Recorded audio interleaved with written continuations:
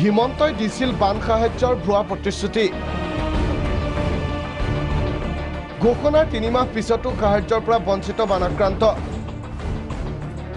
3 মাহৰ ভিতৰত মেনুৱেল মতে বানাক্ৰান্তক বান সাহায্য দিব ৰাজ্য চৰকাৰে ভয়াবহ বানৰ মাজতে 17 জুলাইত এই ঘোষণা কৰিছিল মন্ত্ৰী হিমন্ত বিশ্ব শৰ্মাই পৰ্যাপ্ত পুঁজি আমাৰ লগত আছে সেই কাৰণে ৰিলিফ আৰু ৰিহেবিলিটেশ্যনৰ ক্ষেত্ৰত আমি কোনো ধৰণৰ কতো কম্প্ৰমাইজ কৰিব নালাগে কেম্পৰ পৰা যোৱাৰ সময়ত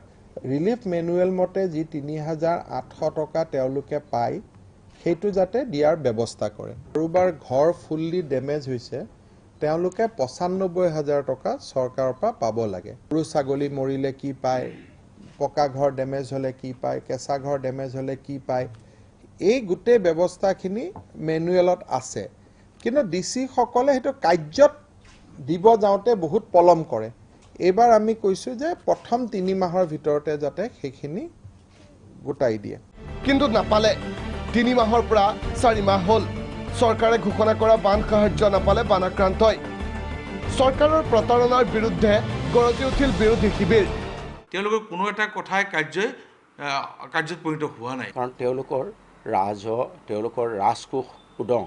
ৰাজহ নাই ৰিলিফ মেনুৱেলৰ অনুসৰি সহায় পাব বুলি কৈছিল তাৰ কিমান পালে এইবিলাক বিষয়ত আমি আলোচনা কৰিম সদনত আৰু চৰকাৰখনে যে অকল মানে